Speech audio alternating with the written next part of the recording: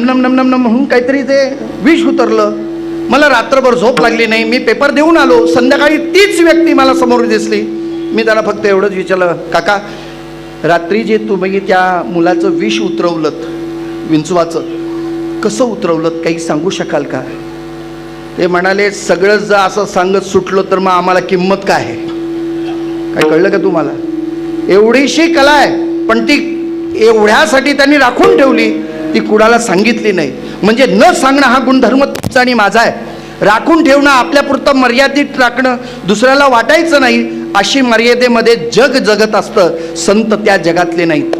परत ऐका, ज्या वेळेला कीर्तनाच्या अभ्यासासाठी प्रयुक्त झालो आणि त्यावेळेला सतशास्त्र वाचायला घेतलं, त्यावेळेला सगळे त्याचे श्लोक आलेले आहेत.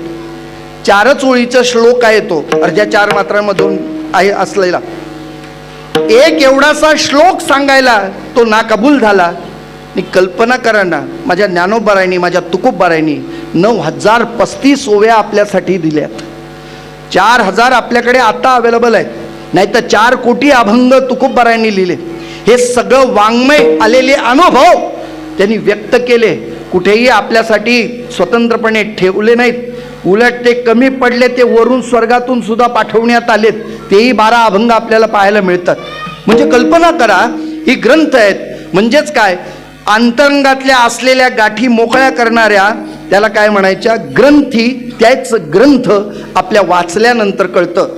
म्हणजे पहिलं काय सांगितलं, अधिष्ठान, पुढे संत, पुढे ग्रंथ, पुढे तीर्थक्षेत्र. महत्वाचं आहे तीर्थक्षेत्र. का? जगामध्ये अशा काही ठिकाण आहेत की ज्या ठिकाणावरून गेल्यानंतर तुम्हाला ती योग्यता जरी नसली तरी त्या क्षेत्रात आलात तर ती योग्यता तुम्हाला सुद्धा प्राप्त होते. या तीर्थक्षेत्रातला महिमा सांगायचं झालं तर माझ्या ज्ञानोबारायांच्या समाधीमध्ये एक तो प्रमाण आहे, इंद्र येवोनी भूमिशी याग संपादिले अहर्निशी, इंद्रायणी इंद्रोदशी पंचक्रोशी त्यापासोनी.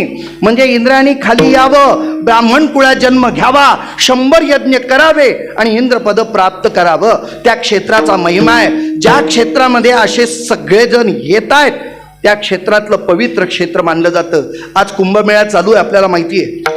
टी व्हीला आम्ही पाहतो, आम्ही कुठल्या तरी चॅनलला पाहतो, काही यूट्यूबचे काही क्लिप्स आपल्याला पाहायला मिळतात.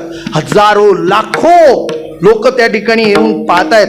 कोट्यावधी लोकांची गर्दी तिथे आहे. हे क्षेत्र आहे, तीर्थक्षेत्र आहे. म्हणून तीर्थक्षेत्रालाही महात्म्य तेवढंच दिलं जातं. हे 4थं झालं. आणि 5वं काय सांगितलं, साधना. आम्हाला कोणताही प्रवास जर करायचा झालं तर त्यासाठी कुठल्या नाही कुठल्या तरी साधनांचा वापर करावा लागतो. एक तर चालत जा, सायकलवर जा, 2 व्हीलरवर जा, 3 व्हीलरवर जा, 4 व्हीलरनी जा, ट्रेननी जा, मेट्रोनी जा, विमानाने जा, हेलिकॉप्टरनी जा, पण प्रवास मार्गासाठी साधना लागते. तसं जीवाचं देवापर्यंत जाणं, या जाण्याच्या प्रवासामधले आयुष्याच्या मध्ये जी साधना आहे, आयुष्याच्या साधने सच्चिदानंद पदवी घेणे, तिथपर्यंत जायचं असेल तर ती साधना करावी लागेल. ही साधना तुमच्या आणि माझ्या दृष्टीने सरळ सोपी वाटत असली तरी ती सोपी नाही. सरळ एकीकडे म्हटले, ज्ञानदेव म्हणे नाम हे सुलभ, पुढे काय, सर्वत्र दुर्लभ विरळ जाणे. म्हणजे साधना सोपी वाटते, नामसंकीर्तन साधन पायी सोपे म्हणणारे तुकोबाराय शेवटच्या चरणात म्हणतात, तुका म्हणे सोपे आहे, पण पुढे काय, शहाणा तो धनी घेतो येथे, तोच मालक होऊ शकतो. म्हणजे साधना दिसायला साधी सोपी असली तरी ती कठीण आहे. पण तो निग्रह जर धरला, आग्रही झाला आणि साधनेवर आरूढ झाला तर त्याचे फायदे किती आहेत त्याचा विचार आज करायचा आहे. जगद्गुरु तुकोबारायांच्या पुढे असलेले काही मंडळी जगद्गुरु तुकोबारायांना विचारतात, महाराज आपण एका सर्वसामान्य जीवाच्या अनुषंगाने आपला प्रवास सुरू झाला. आज परमार्थाची एक अत्यंतिक उंची आपण गाठलीत.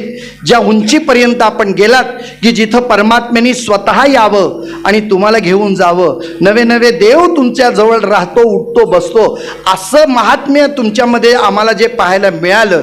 पण यासाठी तुम्ही काय केलं किंवा काय करता आहात. तुकाराम महाराज म्हणतात, ज्याच्यासाठी मी आलो ती साधना मी करणारच.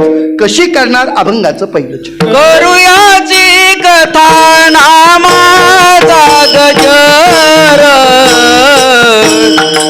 करूयाची कथा नामाचा गजर, करूयाची कथा नामाचा गजर, करूयाची कथा नामाचा गजर, करूयाची कथा नामाचा गजर, करूयाची कथा नामाचा गजर, करूयाची कथा नामाचा करूयाची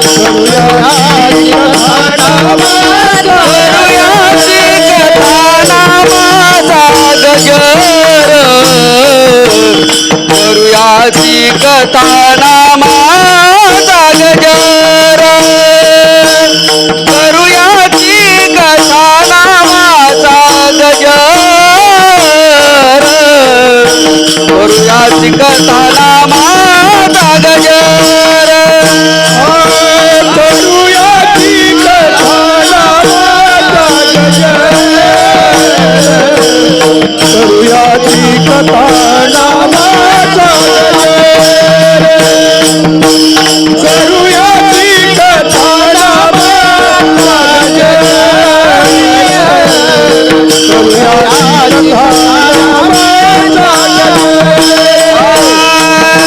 आम्हा संसार काय करी, आम्हा संसार काय करी, आम्हा संसार काय करी, आम्हा संसार काय करी, आम्हा संसार काय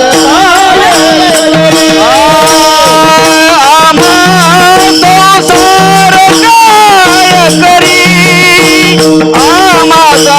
काय करी, आम्हा संसार काय करी, आम्हा संसार काय करी, मनोहरीचे दासले मोती भूषणे, मनोहरीचे दासले मोती भूषणे, मनोहरीचे दासले मोती भूषणे, मनोहरीचे दासले मोती भूषणे, मनोहरीचे दासले मोती भूषणे, मनोहरीचे दासले मोती भूषणे, मनोहरीचे दासले मोती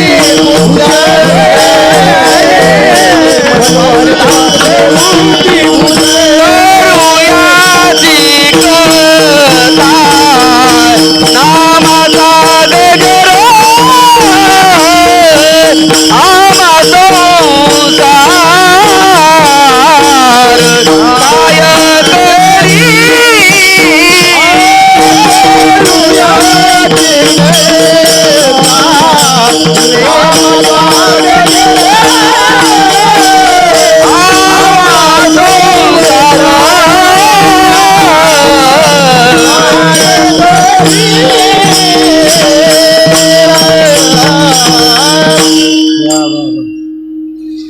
जगद्गुरु तुकोबारायांच्या अभंगाचा न्याय द्यायचं झालं तर ते कठीण आहे. कारण का महाराजांचा एक अनुभव आहे. संसारातले अनुभव आणि परमार्थातले अनुभव मी दोन वेगवेगळ्या पद्धतीचं चिंतन मांडतोय. संसारातला एकाचा दुसऱ्याला अनुभव लागत नाही, पण परमार्थातला अनुभव याचा त्याला आल्याशिवाय राहत नाही. समान अनुभव परमार्थात आणि वेगवेगळे अनुभव संसारात. मी एक उदाहरण देतो म्हणजे लगेच लक्षात येईल. म्हणून मला असं वाटतंय ते कोणतंही चॅनलमधलं तुम्ही जर सिरियल पाहत असाल तर त्याच्या अगोदर एक आपल्याला नोटीस येते, माहिती आहे? हे काल्पनिक गोष्टीवर आधारित असून यातले पात्र हे काल्पनिकच आहेत. यदा कदाचित तुमच्या जीवनाशी त्याचा बोला आता काय असेल ते तो तो योगायोग समजावा, बरोबर की नाही? म्हणजे सगळे काल्पनिक आहेत, तो अनुभव त्यांना आला तो आपल्याला येईलच असं नाही.